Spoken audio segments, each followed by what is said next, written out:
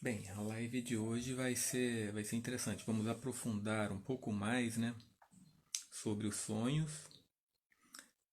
Então, lembro que essa série, né, que eu faço faz parte da série Cultura Psicológica, que visa divulgar, né, a psicologia, assuntos psicológicos, né? E a gente está tratando agora no momento sobre análise de sonhos. Interessante, gente, que eu vou fazer uma citação aqui e vou explanar um pouquinho disso que eu vou citar, né? Então, Montague Ullman, que é um cara que já trabalhava com sonhos lá nos Estados Unidos, ele é psiquiatra e trabalhava com sonhos, grupo de sonhos nos Estados Unidos, em 1979, que foi quando que é a edição desse livro que eu tenho dele, que é o Mistério dos Sonhos. Mistério dos Sonhos, assim, é um nome popular dado, né, pelo Brasil, né, o título brasileiro, porque o título lá é outro, né, eu não estou lembrado aqui no momento. Então a situação dele é o seguinte: seja qual for o perigo que possa existir, não envolve o estudo do sonho, apesar de sua profundidade e seriedade, mas a maneira como é conduzido. Se a teoria tiver preferência sobre a reação sentida pelo sonhador, e se for imposta, então o sonhador pode ser prejudicado. Conhecendo-nos melhor, ficamos mais fortes, não mais fracos. Não é perigoso trabalhar com sonhos. Não estudá-los? Talvez sim. Então a gente vê a opinião, né, de um profissional, né, que nessa época, em 1979, na década de 70, já fazia trabalho com sonhos, né?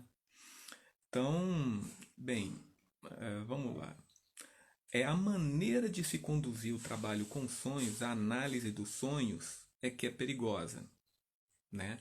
Se você impuser alguém te conta um sonho, né? E, por exemplo, alguém me procura com determinado sonho, aí eu falo, esse sonho significa isso. Se eu impuser ao sonhador qualquer interpretação de um sonho, isso pode ser perigoso, mesmo que a interpretação seja correta, né? Isso sim é perigoso, né? Você impor alguma coisa, né?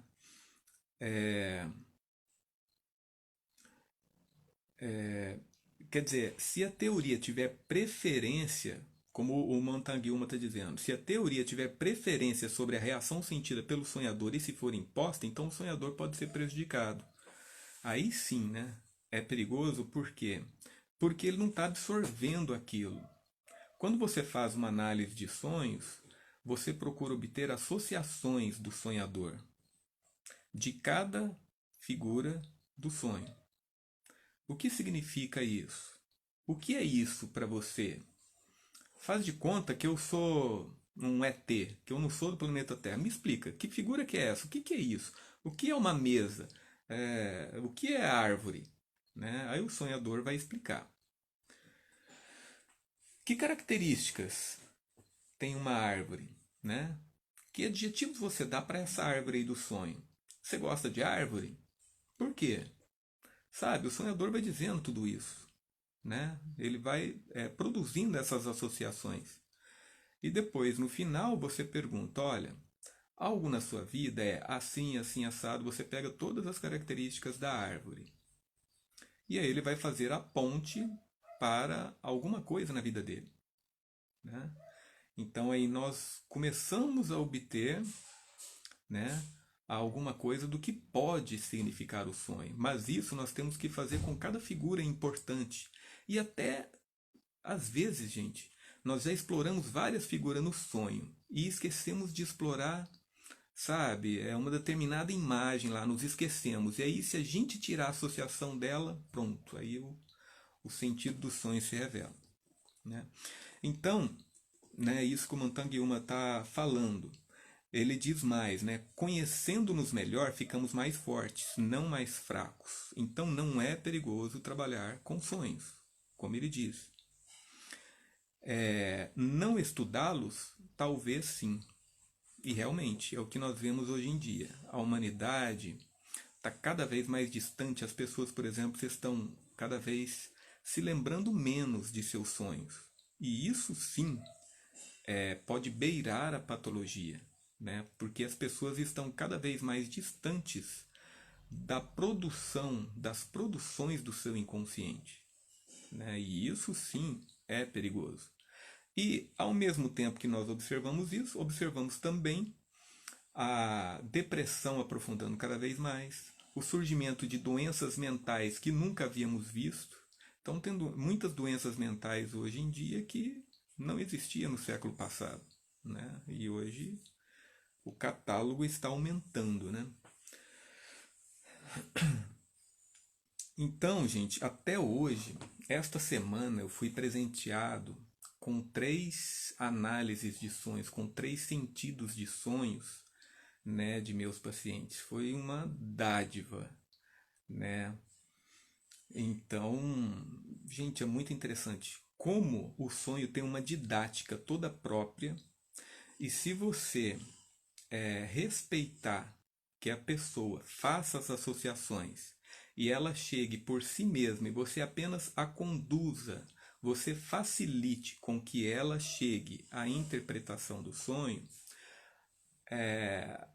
ao final ela vai ter um insight, ela vai ter aquela visão, nossa, olha o sentido, né?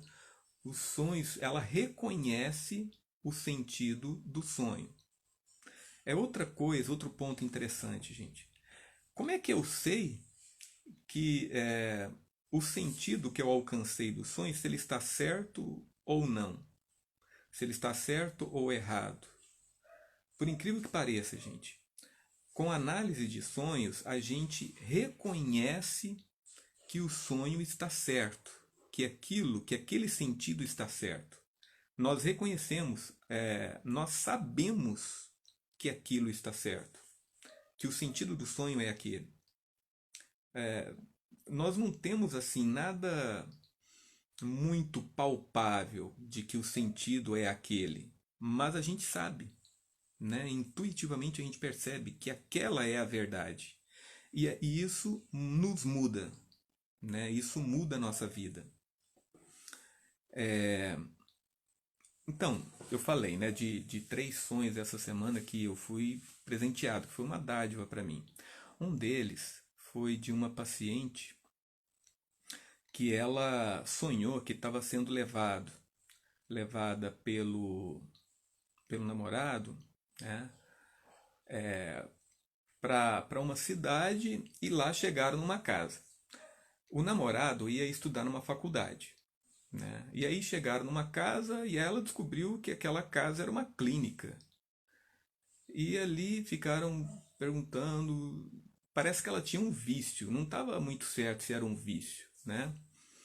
E aí ela resolveu se internar naquela clínica. Aí no sonho, ela foi internada na clínica, surgiu uma enfermeira, a enfermeira deu uma injeção nela, né, um sedativo, alguma coisa assim, alguma coisa que ia ajudar a curá-la, né? E foi de forma violenta, agressiva essa enfermeira. E aí depois, à medida que o tempo passou aí nessa clínica, ela foi fazendo amizade e tal. E depois ela conversou com a enfermeira, olha, você foi muito agressiva comigo e tal, né? Aquele negócio. E aí terminou o sonho. Partimos para análise, né? E aí eu colhi as associações dela com relação à clínica, o que é clínica, né? Como é essa clínica do sonho e tal, né?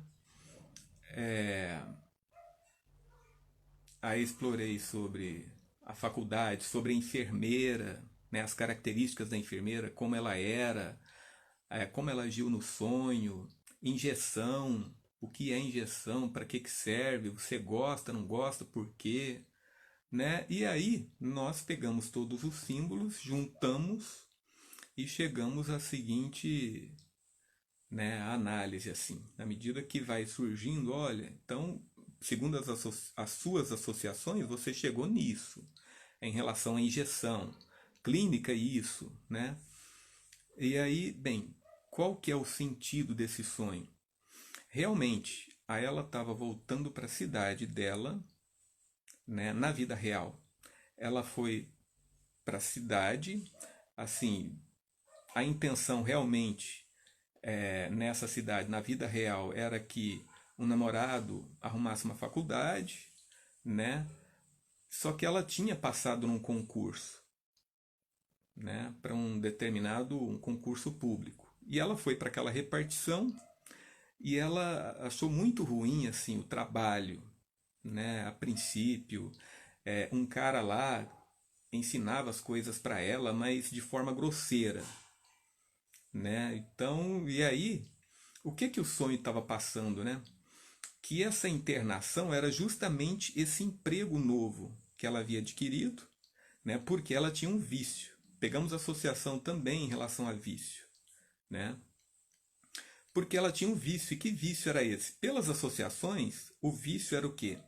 Na situação anterior, na vida real, ela se encontrava em casa, não fazia nada, apenas estudava. Ela estava até se achando improdutiva. Nossa, tediosa aquela vida, né? Então, esse era o vício. E, embora ela estivesse achando esse serviço na repartição pública chato, né? Assim, pô, pessoas agressivas, né? Aquilo estava livrando, era uma espécie de internação que ela estava passando e que a estava livrando do vício do ócio, né? Olha a simbologia do sonho, o que, que ele traz para ela, né? Ela, ao final, a injeção, né, aquilo era para ajudá-la, e ela associou a enfermeira a um determinado homem que foi agressivo com ela, a princípio, ali na repartição pública, né? Mas, por estranho que pareça, assim, ele foi bastante agressivo, foi o mais agressivo com ela, mas foi o que mais ensinou a ela aquilo que ela tinha que fazer lá na repartição, né? Então, ela começou a ver o lado positivo da pessoa também, né?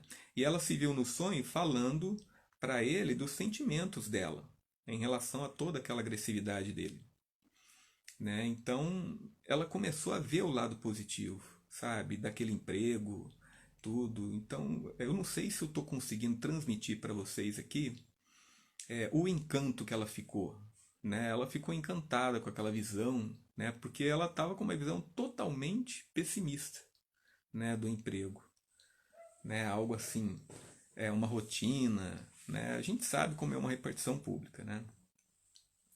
Então esse foi um dos sonhos, foi muito interessante, gente.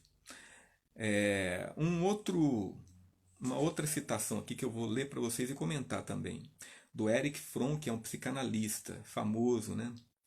Outra limitação é a interpretação dos sonhos ainda só ser considerada legítima quando empregada pelo psiquiatra no tratamento de pacientes neuróticos. Pelo contrário, creio ser a linguagem simbólica a única língua estrangeira que todos devemos aprender. Então isso aí, gente, se não me engano, Fromm, além de psicanalista, era um psiquiatra também, né?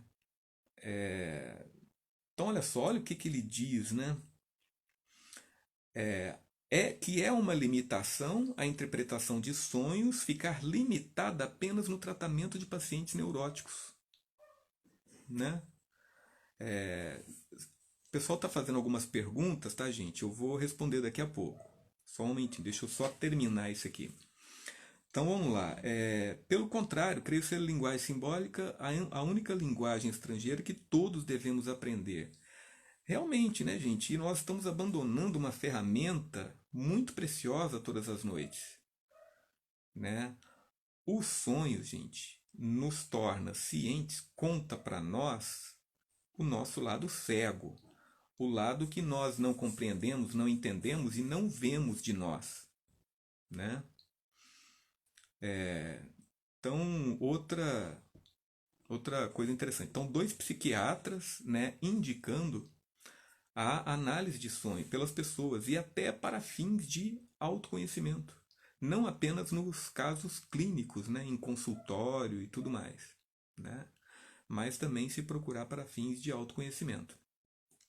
Bem, vamos lá, uma pergunta aqui. Por que o sonho trocou o homem agressivo pela mulher enfermeira agressiva? Bem, é interessante, gente, uma coisa interessante assim que o Jung descobriu é que o inconsciente do homem é personificado, é mostrado nos sonhos como uma mulher. E o inconsciente da mulher é mostrado nos sonhos dela como homem.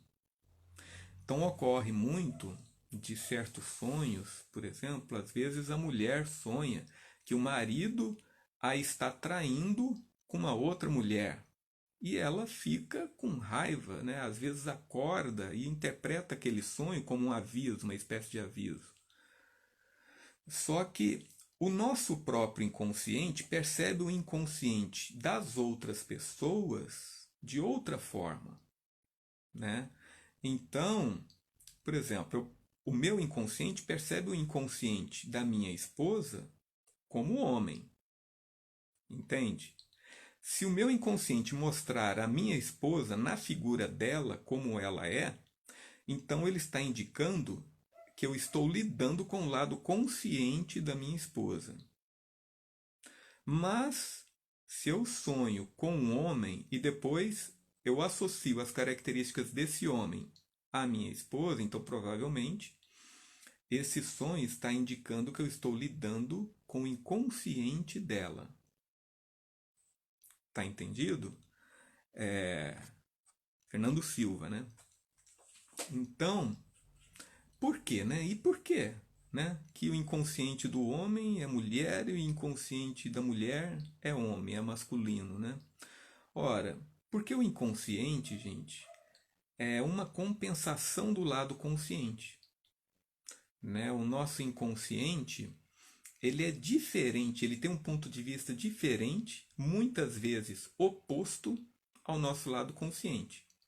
E o que poderia representar mais para um homem o lado desconhecido dele do que uma mulher? Bem, pode ter outras coisas, mas um homem dificilmente vai saber como é ser uma mulher, né? Então esse é um dos motivos, né, pelo nosso inconsciente representar o inconsciente de uma mulher como homem ou o inconsciente de um homem como uma mulher, tá bom? É porque um não conhece a natureza do outro, como é ser o outro. O homem não sabe como é ser mulher. Então o inconsciente dele vem para ele como mulher, né? E assim por diante, tá bom? Eu não entendi, Fernando, porque houve um deslocamento, né? Eu acho que você está se referindo ao homem agressivo, certo? Bem, vamos lá. Vamos continuar então. A chave para a saúde mental e o desenvolvimento psicológico, né, é o que? Nós cultivarmos as nossas emoções de forma ativa, né? Cultivarmos de forma ativa as nossas emoções, as nossas imagens e os nossos pensamentos. E como nós fazemos isso? Né? Cultivar as nossas imagens, os nossos sonhos, é nós trabalharmos, gente. Então, trabalharmos nossos conteúdos internos que estão ali.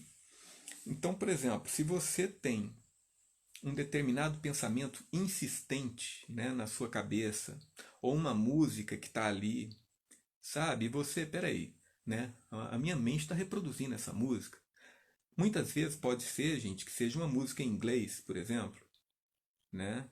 Eu indico enfaticamente, gente, que vocês procurem o sentido dessa música, mesmo que seja em inglês, né? Porque o nosso inconsciente, ele capta muito mais sinais do meio ambiente do que a nossa consciência, né? Como talvez eu já tenha dito nas lives, né? Se você puser alguém num quarto escuro, aliás, num quarto claro, né? Deixar ele ali 10 segundos e depois perguntar para ele: o que você conseguiu ver no quarto? vamos supor que ele te liste um 100 objetos, né? Agora, se você hipnotizá-lo e perguntar o que você viu no quarto, gente, ele poderá fazer uma lista assim de 600, 800 objetos e nuances de cores. Ah, tal objeto era de tal cor, mas tinha uma sombra assim, sabe? Então a gente percebe inconscientemente, nós captamos muito mais coisas, muito mais sinais do meio ambiente e das pessoas do que a nossa consciência, do que nós fazemos conscientemente. Então, os nossos sonhos, quando eles reproduzem alguma coisa, né, eles estão nos voltando aquilo que nós provavelmente captamos inconscientemente do meio ambiente e eles nos dão aquilo, do meio ambiente de nós, né? O inconsciente fala principalmente de nós. Então, às vezes, nós encontramos um objeto, pessoas, durante o dia e sonhamos com aquilo à noite, né? Por quê? Porque provavelmente aquilo nos trouxe lembrança de alguma coisa, aquilo significa algo para nós importante e nós evitamos dar atenção àquilo porque talvez a impressão que aquilo nos causa seja negativa ou seja desagradável, né? E aí o sonho nos traz à noite, olha para isso, né? Você não está olhando para isso, preste atenção, né? É a maneira que os sonhos têm de nos falar. Então, gente, se nós cultivamos as nossas emoções, né, então uma música que insistentemente está na nossa cabeça, um pensamento ou uma emoção, isso não é à toa, né? A nossa psique está nos devolvendo isso para que a gente assimile isso, para que nós mastiguemos, para que a gente coma, né? Para que a gente assimile, né? Realmente. Não devemos nos permitir tornar escravos de qualquer coisa que surja. Isso aí.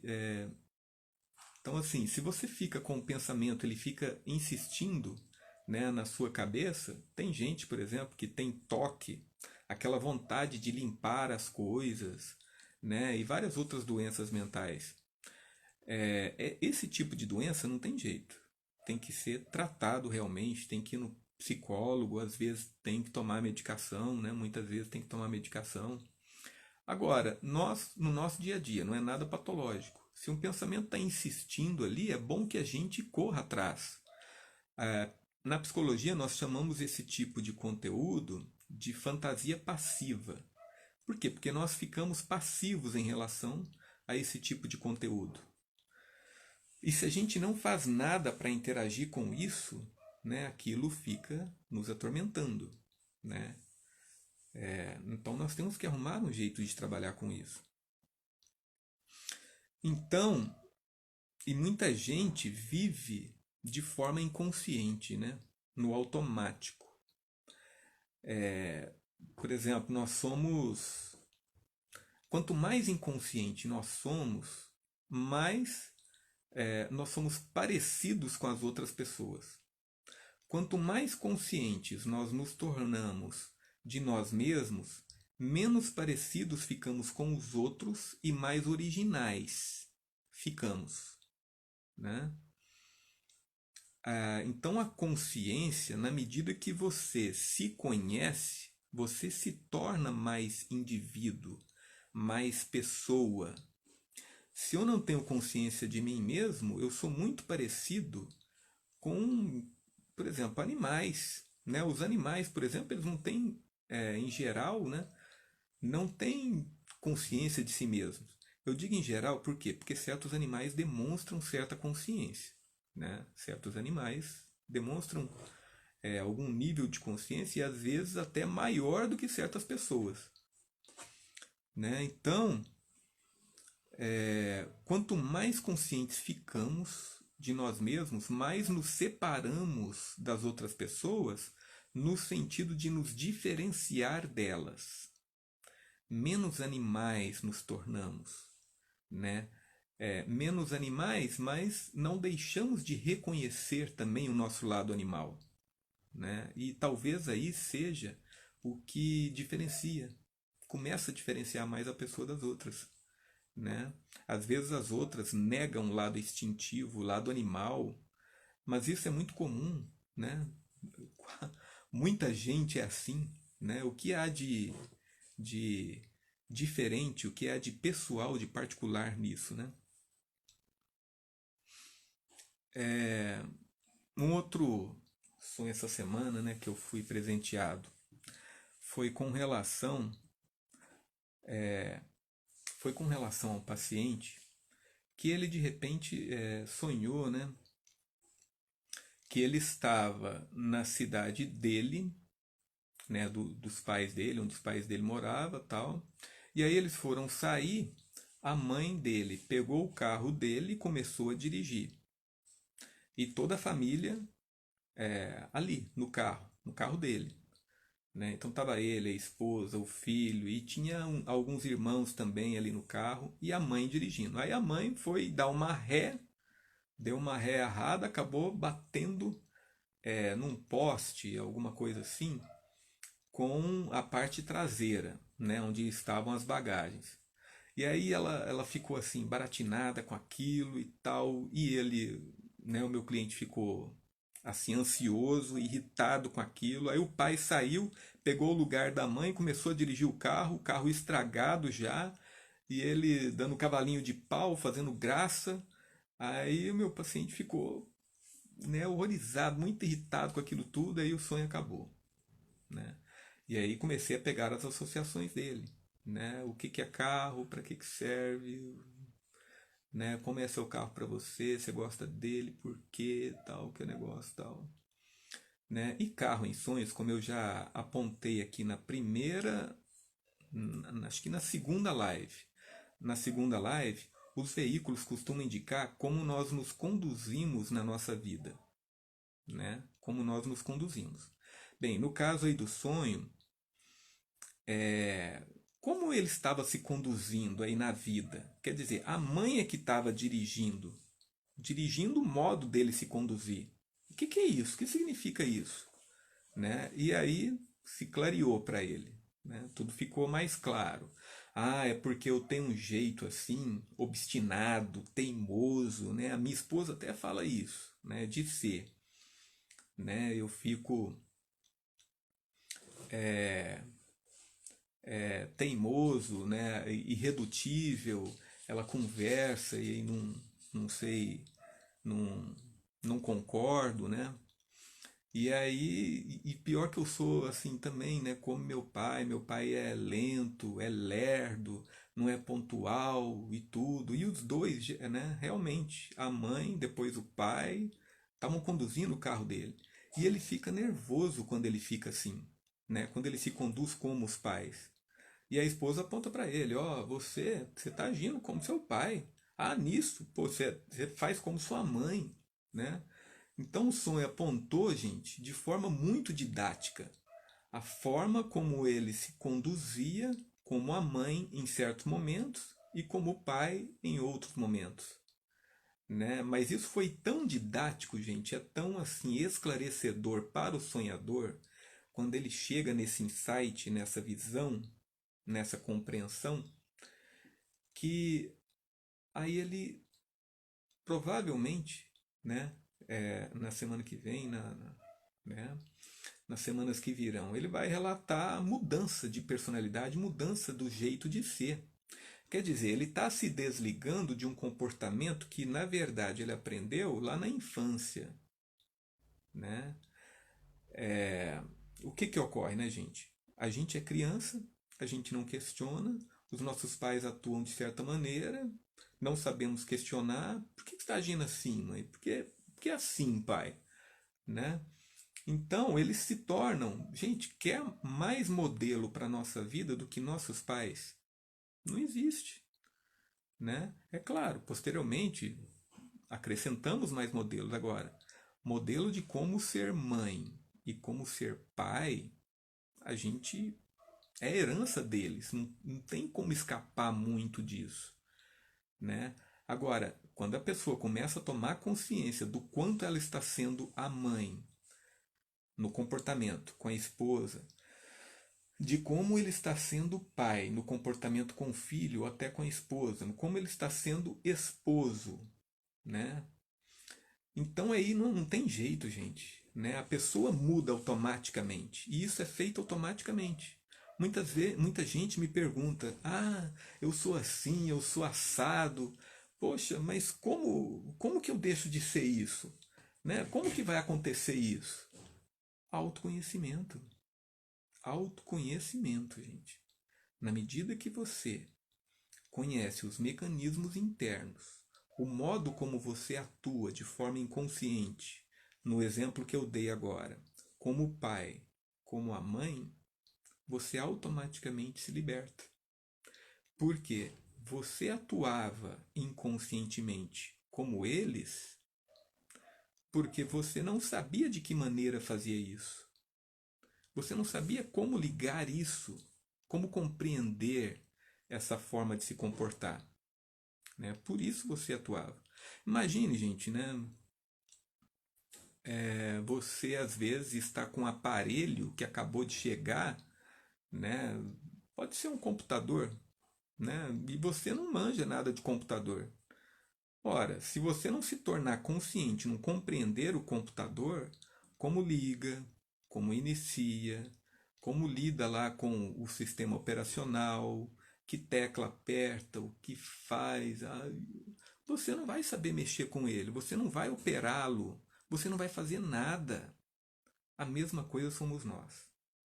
Se nós não conhecemos nossos painéis internos, se nós não iluminamos nossa psique, né, inconsciente, aquilo que está lá. Tem um filme, né, Divertidamente. Acho que é isso mesmo, Divertidamente, né, onde a tristeza, a alegria, o tédio, a raiva são personificados por determinados personagens, né? Então, e ali a criança ela muda na medida em que aqueles personagens interagem e ela começa a se conhecer melhor. Então é semelhante a isso. Né? Aqui me perguntaram: quando a pessoa tem sonhos fragmentados, não consegue lembrar de forma linear, com começo, meio e fim. Então, Fernando, isso aí é. Bem, eu não sei o motivo, não havia pensado nisso até o momento. Pode ser que seja porque, assim, para nós nos lembrarmos dos sonhos, nós temos que aprender a nos manter conscientes naquele nível de relaxamento em que ocorrem os sonhos. E a meditação e o relaxamento nos ajudam muito nisso. Então, se eu tenho sonhos fragmentados, sem começo, meio e fim, isso indica, né, essa fragmentação, então, indica uma consciência descontinuada também. Uma consciência fragmentada aí no sonho, né? Então, assim, você não consegue manter uma consciência contínua, né, nesse estado mental em que ocorrem os sonhos. Entendeu? Então, indico a você começar a praticar meditação, né, ou relaxamento, aonde você vai conseguir chegar no nível de relaxamento ou de frequência cerebral em que ocorrem os sonhos, estando consciente, tá bom? Agora, uma coisa eu digo para você: você não precisa se preocupar. Ah, eu só lembro de um fragmento de sonho, isso não vai servir. Gente, a experiência que eu tenho, né, de sonhos fragmentados, de pacientes que trazem sonhos fragmentados assim, e a gente faz análise desses sonhos, e os insights que eles têm são muito poderosos. Por quê? Porque se você se lembra de um pedaço do sonho, é porque esse pedaço é muito importante. Esse pedaço está carregado de energia. Se você levá-lo para análise, ele vai revelar algo muito importante, tá bom? Então, não despreze nem os fragmentos dos sonhos, tá joia? Então, isso é muito importante. Então, certinho, né, Fernando? Você entendeu? Vamos lá. Enquanto não compreendemos nossa situação psicológica, ficamos ansiosos, tendemos a ficar irritados, né? Então, assim, às vezes a pessoa não precisa ver uma interpretação de sonhos, mas às vezes o modo como ela lida consigo mesma, com o seu inconsciente, com os seus conteúdos internos, pensamentos, sentimentos, lembranças, imagens, o modo como ela lida é tão assim, para usar uma gíria, de boa, né? Ela é tão tranquila em relação a isso, que automaticamente ela compreende a situação psicológica dela. Gente, se você reclama de estar muito irritado, eu ando muito irritado ultimamente, não sei o que, isso é sinal de que você está atropelando seus sentimentos, né? Se você fica irritado com certas pessoas ou no trabalho, provavelmente as pessoas podem estar fazendo certas coisas para você, certas ações, e você não está tomando atitude adequada, sabe? Você não olha para o que você está sentindo. Às vezes você sente raiva, ou você sente uma decepção, ou uma frustração, e aí você fala para você mesmo, não, eu vou fingir que eu não estou sentindo nada.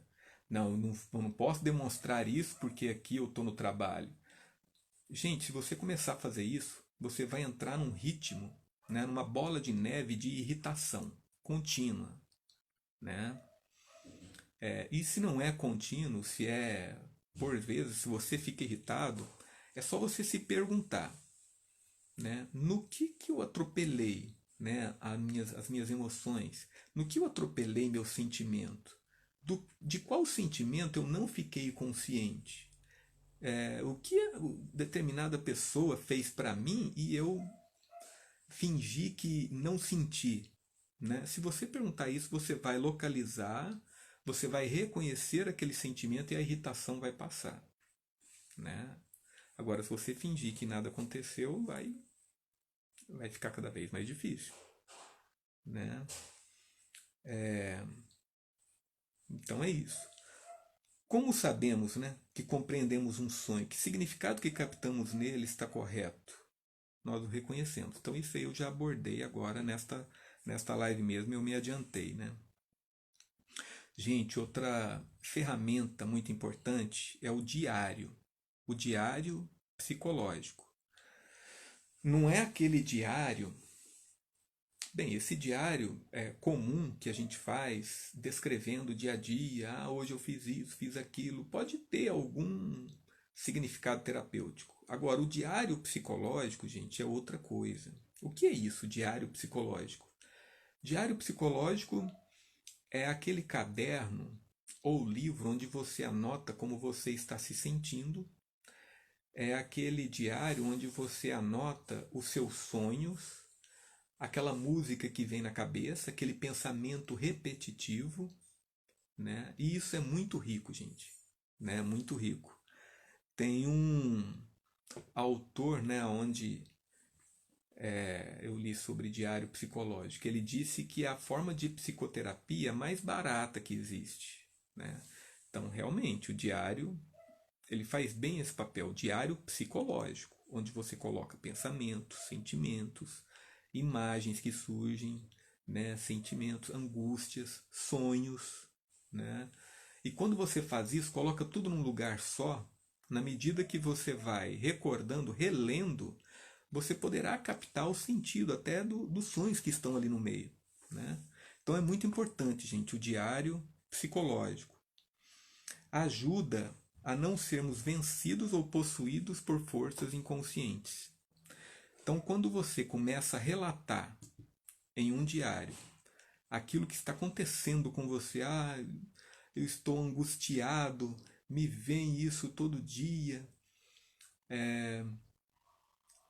tal angústia, eu fico depressivo, tal pessoa falou isso para mim, nossa, eu fiquei com uma raiva imensa, e você começa a escrever, gente, você está se expressando. Embora você não se expresse para a pessoa diretamente, mas você está expressando, está dando vazão àqueles sentimentos ali no diário. Isso é muito positivo, isso é muito terapêutico, né? E se você não consegue fazer aquilo para a pessoa, né, de forma adequada naquele momento, ou não conseguiu fazer, você praticando, né, o diário psicológico, você anotando todos os seus conteúdos que surgem, provavelmente você, né, se você não tem nada de patológico assim, né, provavelmente mais adiante você vai conseguir forças também para falar para a pessoa, né, alguma coisa.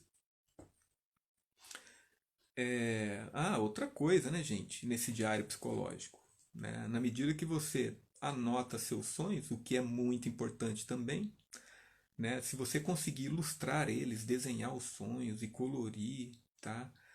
Isso é uma outra parte, tá, gente? Um outro trabalho também com sonhos que a gente não pode diminuir a importância, tá? Poderíamos até igualar. Você não vai saber igualar de importância com a interpretação de sonhos, né? É claro, assim, quando você desenha e ilustra seus sonhos, você vai ficar menos a par de como você está se transformando, mas uma mudança sutil vai ocorrendo, gente. Isso é melhor, 10 vezes melhor do que você fazer nada, né? Agora, é claro, se você analisa os sonhos, isso vai ser mais forte, né? Porque você vai trazer diretamente assim para a consciência. Então é outra coisa, né? Registrar os sonhos traz sutil, mas uma grande mudança à consciência, mesmo sem entendermos, né? Tem gente que só de contar os sonhos para outra pessoa, ela já começa a interpretar, já começa a entender. Você conta uma vez, beleza. Conta outra vez. Se você contar uma terceira, uma quarta, você poderá começar a ter insights sobre o sonho, né? Então, contar, registrar, sabe? Isso também faz parte do trabalho. Quando você faz isso, né? Você escreve ou conta muito os seus sonhos, né, para outras pessoas, ou conta num diário psicológico, o que você está fazendo? Você está entrando em contato com ele, né, com aquele conteúdo. É como se você desse as mãos. É como se você passasse a mão, né, naquilo. Você entra em contato, você está ligado a ele, né? E o que pode decorrer disso? Né? Outra coisa senão você entender, né? Entender aquele conteúdo do sonho.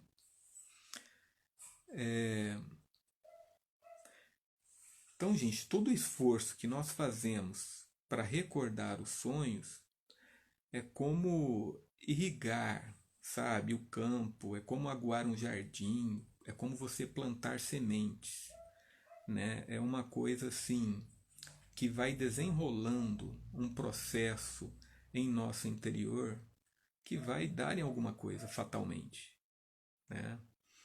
Que vai nos desenvolver a nossa consciência cada vez mais, tornando-a mais forte, né? Mais ágil, mais harmoniosa, né? E aí a Cíntia está me perguntando aqui, sobre esse diário psicológico, é possível gravar um áudio e ouvir os sonhos com minha voz? Sim, só que aí não vai ser um diário psicológico, né? Mas é claro que isso vai ajudar também, tá, Cíntia? Você gravar um sonho e aí você ouvir esse sonho com a sua voz. Sim, você está ficando mais perto do seu sonho, né? Tá bom? Bem, gente, o que eu preparei hoje, né, para a nossa live foi isso aí. Alguém tem alguma outra pergunta? Gostaria de perguntar mais alguma coisa?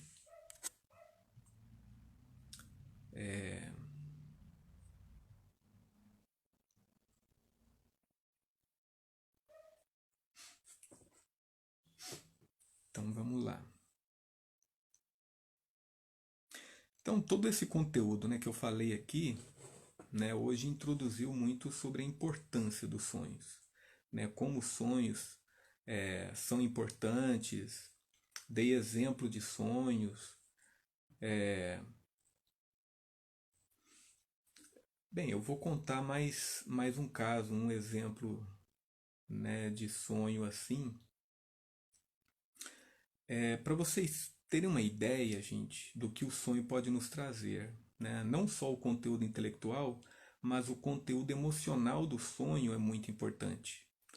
Então, uma determinada época, né, alguém me perguntou sobre um sonho repetitivo que ela tinha há 10 anos, né, um sonho que se repetia, em que a mãe a perseguia com uma faca e muitas vezes a mãe chegava a enterrar a faca no corpo dela, né, da filha. Então, aí eu perguntei para ela, nossa, e qual a sua relação com a sua mãe? Ela falou, ah, minha mãe ela não gosta de mim, a gente não se dá bem, né? Nossa, então a sua mãe não gosta de você? Sim, ela não gosta de mim, né? A gente não se dá bem, a gente se estranha, não dá certo. E tá, e aí, o que que você faz com isso? Ah, eu tô fazendo terapia, faz 2 anos que eu tô fazendo terapia. E aí, peraí, você está fazendo terapia e o sonho continua do mesmo jeito? É, o sonho continua, tá do mesmo jeito, não alterou não. Né? Achei aquele estranho, gente. Aí, poxa, como que pode, né? Um sonho desse, né? A mãe persegue com uma faca, muitas vezes ela acorda sobressaltada antes da mãe enterrar a faca nela, outras vezes a mãe, né, espeta a faca nela, né? Qual o sentido desse sonho? E aí eu indiquei para ela, você tem um espelho no seu quarto? Sim, tem no guarda-roupa. Tá, beleza. Então pegue assim uma faca da ponta abaulada, sabe? Aquelas facas que não tem ponta, só para representar, né? E aí você chegue no espelho e imagine que você é sua mãe. E aí você aponta, né, a faca para o seu reflexo, né? E aí ela disse para mim, uma semana depois que ela fez isso, que ela caiu aos prantos, né? Ela chorou, né? Bem, eu fiz isso, gente, né? Claro. Por quê? Porque ela, aluna de psicologia, estava fazendo terapia, né? Eu percebi assim que não havia, né, muita coisa, né? É muito perigo, né, claro. Então, indiquei ela essa dramatização, né? E ela fez, caiu aos prantos, tal, ficou ali quase uma hora chorando. E é interessante, gente, que assim, conteúdo intelectual, o sonho não tem muito, né? Aí ela contou que terminou de chorar assim, ela resolveu fazer de novo. Foi lá, apontou a faca para o reflexo dela, se imaginando como fosse a mãe. Caiu de novo, chorou longamente, chorou muito. Aí ela contou para mim, olha, Charles, há muito tempo que eu não dormia como eu dormia aquela noite. Eu dormi em paz, né? Foi uma paz tremenda. O sonho até hoje não se repetiu, né? Mais tarde ela contou que o sonho não repetiu mais, né? Ora, o que que esse sonho queria passar para ela? Gente, é assim, ela sabia emocionalmente que a mãe não gostava dela. Ela sabia intelectualmente que a mãe não gostava dela. Mas e emocionalmente, como isso era para ela, né? Então o sonho falava: olha, a sua mãe está te perseguindo. A sua mãe não gosta de você. Ela gostaria que você morresse, né? Então emocionalmente, sabe, esse impacto não estava chegando nela. Mas o sonho passou isso para ela, essa dramatização, né? E aí ela pôde vivenciar todo. Gente, por incrível que pareça, né? Depois de um tempo, eu a vi, ela e a mãe viajando juntas, né? O relacionamento das duas havia mudado completamente. Então, gente, é uma coisa assim, vai explicar, né? Claro, tem muita coisa ali implicada, né? Ligada, embutida ali no sonho que ela ficou consciente. No caso, o lado emocional, né? Então é isso, gente. O sonho passa muito desse lado emocional, né? A gente ficar consciente desse lado nosso sentimental, né? É muito importante. Outra pergunta aqui da Maria Augusta. A importância de desmitificar os sonhos vistos com receitinhas da internet. Sim, é outra coisa que não existe, gente. Esse negócio de dicionário de sonhos, né? Esqueçam dicionários de sonhos. Tem uns dicionários psicológicos de sonhos que podem ser de alguma ajuda, mas não é de toda ajuda, tá, gente? Dicionário psicológico de sonhos podem ajudar 10%, né? Como, por exemplo, no caso daquele sonhador que havia sonhado que a mãe e o pai estavam dirigindo o próprio carro. Então eu utilizei o conhecimento que eu sei, e realmente não tem muito que se subtrair disso, né? O que é um carro? O carro é uma maneira como eu me conduzo, né? Então utilizei esse pedacinho para ajudar na interpretação do sonho. Beleza. Agora, dicionário de sonhos, esqueçam, gente. Se vocês derem importância para isso, não vai chegar a lugar nenhum, tá? Aí, Hiperbóreos tá perguntando aqui, Charles, você considera experiências interdimensionais no âmbito das projeções astrais? Sim, né? No sonho, gente, a gente vê de tudo, né? Então, já tive, devido à pesquisa de sonhos que eu faço, assim, já há quase 30 anos, né, que eu pesquiso sonhos, eu levava sonhos para terapia, então já ouvi muitos sonhos de pessoas. E geralmente esses sonhos assim de experiências interdimensionais, né, das pessoas está ligado a pessoas mais intuitivas, tá? Pessoas imaginativas, né? E muito são muito interessantes também, tá?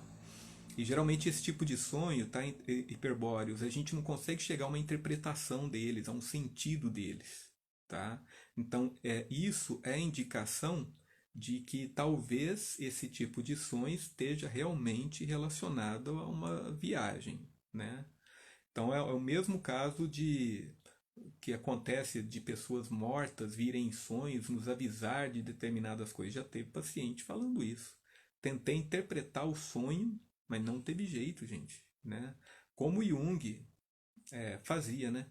Ele não interpretava esses sonhos, né? Porque ele já estava habituado, não tem jeito de interpretar esse tipo de sonho. Tem que levar ele como ele é. É o sentido desse tipo de sonho é o modo como ele se mostra mesmo, tá bom? Bem, gente, então vamos terminar a live por aqui, né? E obrigado a vocês pela audiência, pelas perguntas, valeu, tá? O que me incentiva a continuar essas lives aí são vocês, tá? Eu poder passar esse conhecimento assim que foi acumulado, poxa, eu tenho que fazer alguma coisa com isso, né? Tenho que conversar, tenho que fazer coisa a respeito, divulgar, né? Então, eu sinto muito gratificado por isso. Obrigado, tá, gente? Valeu.